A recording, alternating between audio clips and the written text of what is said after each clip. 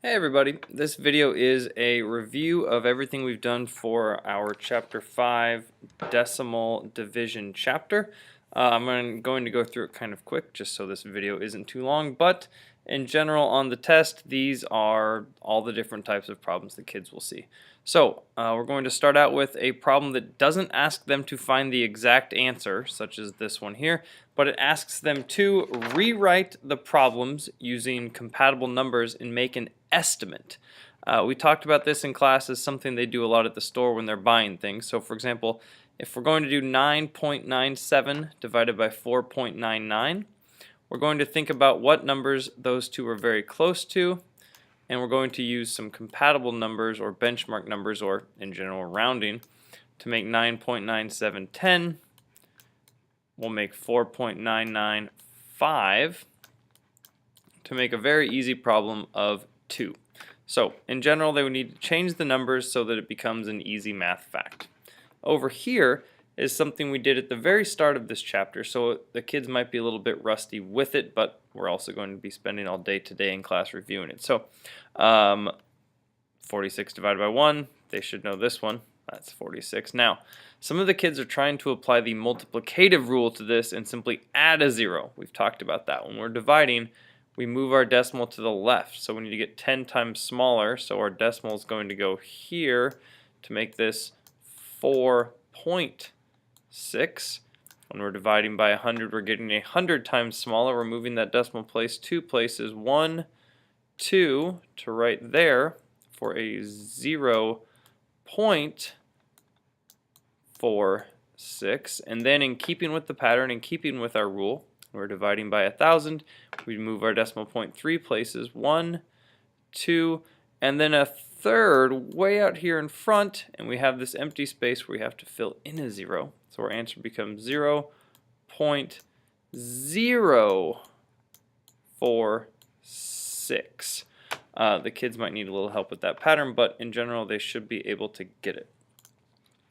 So some other problems that they are going to be likely to see will involve some basic math where they just need to move some decimals. So for example, if we had 23 going into 85.1, we talked about this. When there's no decimal out here in the divisor, it's pretty easy. We just move this decimal point straight up, and then we start dividing. 23 obviously can't go into 8.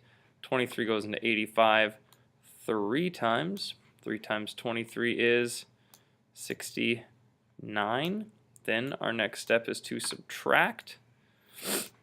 This gives us 16. We now bring down the 1. 23 goes into 161 7 times. 7 times 23 is exactly 161. So we have no further decimal points. The answer is finished.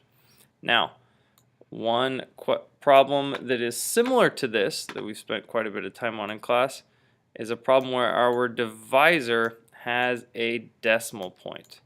And in this case, we talked about, and I showed them a bunch of examples about how when you multiply both your divisor, the number out front, and your dividend, the number inside, if you multiply them both by the same number, you're doing an equivalent problem. You're basically doing the same thing. So what we need to do with this problem is, instead of dividing by 0.7, we need to move that decimal point over back here to make it a whole number. So we're going to multiply each of these parts of the problem, your divisor and your dividend, by 10, which gives us 7 and 63, which in this case is pretty simple.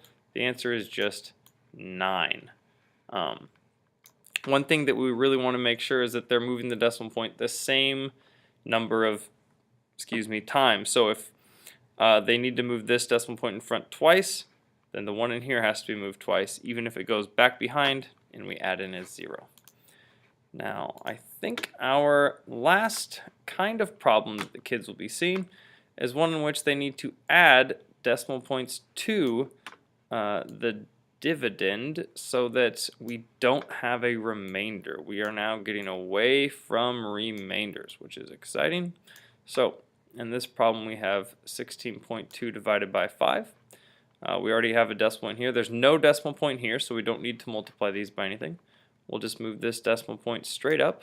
5 goes into 15 3 times. 3 times 5 is 15.